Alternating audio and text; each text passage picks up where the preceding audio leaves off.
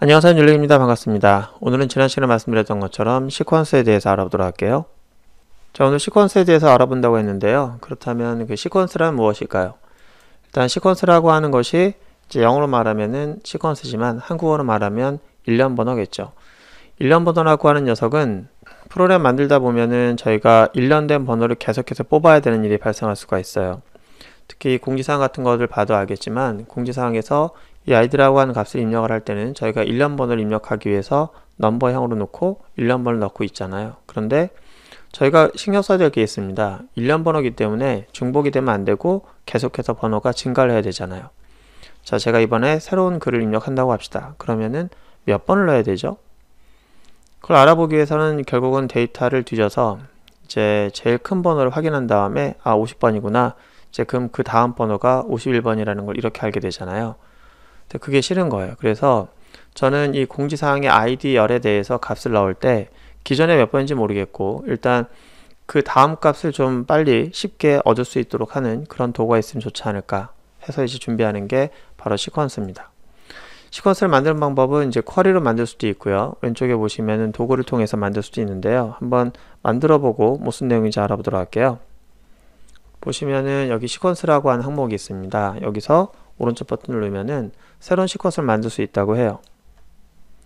자, 이 시퀀스는 그냥 뭐 이름을 여러분들이 마음대로 붙이셔도 되는데 저 같은 경우는 공지사항의 id에 들어갈 시퀀스라고 하면은 이렇게 하도록 할게요. 자, 노티스에 사용될 시퀀스다. 근데 그냥 시퀀스가 아니고 만약에 id 열에 사용될 시퀀스다.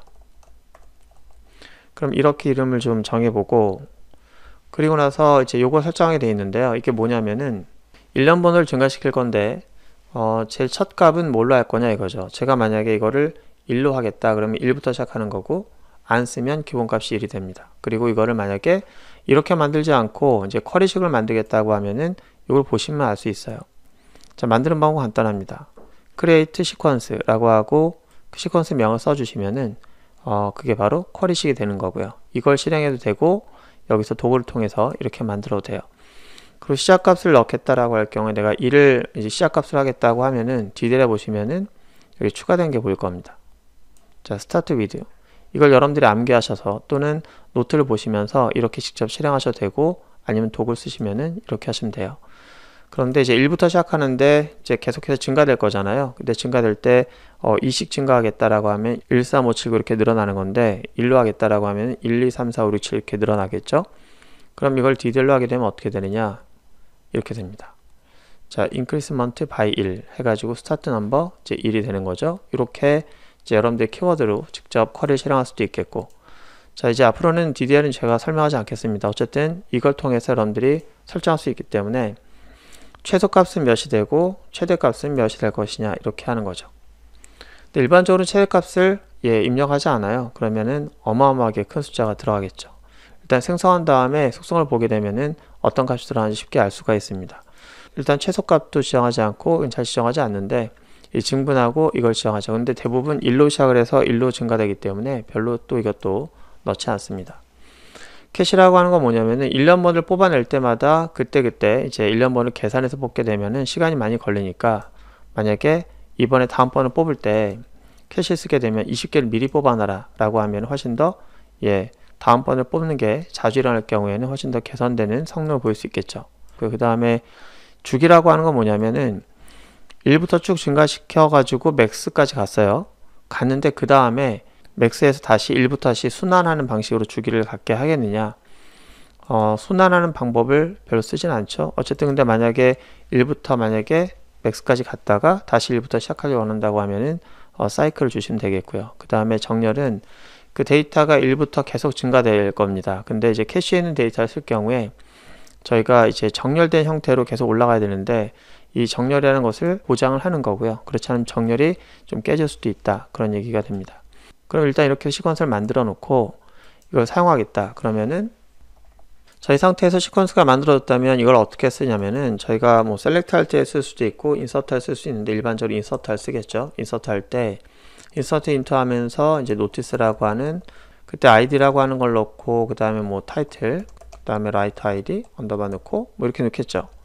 자, 어쨌든 이렇게 넣는다고 했을 경우에 이제 밸류 값을 넣어야 될 텐데 자, 그래서 우리는 id 값을 넣어야 되는데 id 값을 넣기 위해서는 기존의 데이터를 확인한 다음에 제일 큰 값을 얻어내고 이제 거기서 하나 증가된 값을 저희가 이제 넣어야 되잖아요. 이제 그럴 필요 없죠. 뭘 사용하면? 시퀀스 사용하면은. 자, 저희가 만들었던 노티스 언더바 id 언더바 시퀀스라는 녀석에게 얘기를 합니다. 다음 값 뭐야? 라고 하는 것을 이렇게 물어보게 되면은 이 녀석이 다음 값을 알아내줘요. 기존의 값 넣었던 것보다 하나 더 큰 수를 저희가 얻어낼 수가 있습니다. 저희가 저 시퀀스가 정상적으로 값을 얻어주는지 알아보기 위해서 저희가 셀렉트 문장을 통해서 한번 확인해 보도록 할게요. 자, 노티스 언더바 id 언더바 시퀀스 넥스트 벨 이렇게 해서 이제 더미 테이블을 이용해서 한번 출력을 해보면 처음에는 아마 1이 나올 거예요. 왜냐면 저희가 초기 값을 1로 했고 물론 기본 값으로 그 다음에 일씩 증가되게 했기 때문에 얘를 실행할 때마다 다음 값은 하나씩 증가돼서 값을 뽑아낼 거예요. 한번 실행해 볼게요. 하나 둘 셋 1 나오죠. 다시 한번 실행해 볼게요. 2 나오죠. 다음 3 4 5 계속 증가되는 거예요. 그러면 저희가 현재 게시글이 등록되어 있는 노티스에다가 이 녀석을 사용하려고 하면은 지금 7번까지 뽑았으니까 만약에 글을 하나 더 등록하게 되면은 지금 8번이 들어갈 거예요. 근데 8번이 들어갈 건데 현재 들어와 있는 게시글 보면은 8번이 이미 있잖아요. 자, 그럴 경우에는 여기 시퀀스를 저희가 그 51번으로 시작하게끔 만들 수가 있습니다.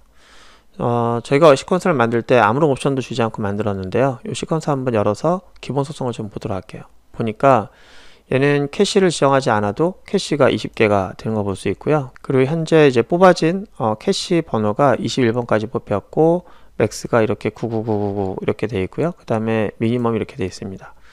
여기서 제가 이제 만약에 이거를 편집을 눌러서 여기서 시작 번호를 51번으로 하겠다. 그래서 확인 눌러서 얘라 누르고 이 상태 저희가 이 번호를 한번 인서트 해보면서 몇 번이 들어가는지 한번 확인해 보도록 하겠습니다. 그러면 제목으로 시퀀스 예제 그리고 작성자 아이디는 이제 율렉으로 하도록 하겠습니다. 자, 그렇게 하고 실제로 한번 인서트 한번 해볼게요. 그러면은 넥스트 밸류가 어떤 값을 가지게 만들었는지 볼 수 있을 것 같아요. 그리고 커밋까지 해보겠습니다. 그럼 여기 와서 이제 새로 침하고 여기서 자 51번이 들어가 있네요. 시퀀스 예제 해가지고 컨텐트는 널 들어갔고 이렇게 이렇게 되는 거구나. 그런데 저희가 이거를 이 아이디를 넣는 것도 이제 보면은 똑같이 이걸 쓰겠다고 하면은 이걸 굳이 사용자 입력하는 것도 아닌데 굳이 전달받아서 입력하는 것이 좀 불편하다. 그냥 알아서 아이디가 이 시퀀스를 썼으면 좋겠다 라고 하면은 저희가 이걸 뺄 수도 있습니다. 빼볼까요? 이걸 빼면은 아이디는 저희가 안 넣고 하는 거잖아요. 자, 이렇게 해서 예제 두 번째라고 해서 얘를 실행하게 되면은 이건 오류가 날 거예요. 왜 오류가 나냐면은 프라이머리 키를 안 넣었으니까 난널 제약 조건 뿐만 아니라 프라이머리 키 제약 조건에 걸려서 이제 여기는 너를 삽입할 수 없다고 에러 날 거예요. 그죠? 그러면은 저희가 삽입하지도 않으면서 아이디가 저절로 들어가게끔 뭘 이용해서 요 시퀀스를 이용해서 이제 아이디가 저절로 증가되게끔 하는 방법이 있습니까? 예, 있습니다. 일단 노티스에 가셔서 여기 보면은 열에서 여기 편집 창을 열어서 여기서 보시면은 아이디열 있잖아요. 여기 한번 클릭해 보시면 아이디열 클릭해 보시면은 이 아이디열을 자동 증가하는 그 유형을 선택할 수가 있는데요. 여기에서 저희가 열 시퀀스 그러니까 시퀀스를 이용하는 열로서 선택을 해주면 여기 보니까 시퀀스가 있어요. 이 시퀀스는 이제 또 다른 시퀀스인데 제가 이미 시퀀스 만들어 놓은 게 있기 때문에 이렇게 그냥 놔두면 이런 이름으로 또 하나 만들어져요. 저희는 그거 말고 여기 선택하시면 저희가 만들었던 시퀀스가 있으니까 이거 선택하게 하고 앞으로 인서트가 되면은 이 시퀀스를 이용해서 자동으로 실행하게 해달라. 이 트리거라는 건 뭐냐면은 데이터의 변화가 있을 때 예를 들어서 인서트, 업데이트, 딜리트 등등 있을 때 그때 뭔가를 실행해 주게 하는 그런 역할이 트리거인데요. 이건 지금 설명하기 좀 그렇고 나중에 저장 프로세스를 설명하는 PLSQL에서 그때 설명하도록 할게요. 자, 여기서 확인 버튼 눌러서 닫도록 할게요. 저희는 지금 이 아이디 열에다가 시퀀스를 이렇게 연결해 놨어요. 그래서 저희가 이제는 아이디를 넣지 않고 그냥 두 번째 예제를 이렇게 인서트 하잖아요. 그러면 행이 저절로 들어가고요. 커밋까지 할게요.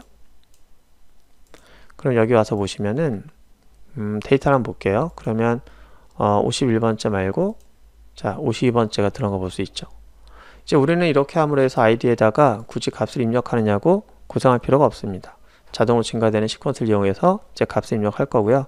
이렇게 한 예제로 저희가 데이터베이스 이용하는 뭐 JSP라든지 스프링에서도 이렇게 사용할 겁니다. 오늘 고생 많으셨고요. 다음 시간에 뵙도록 하겠습니다.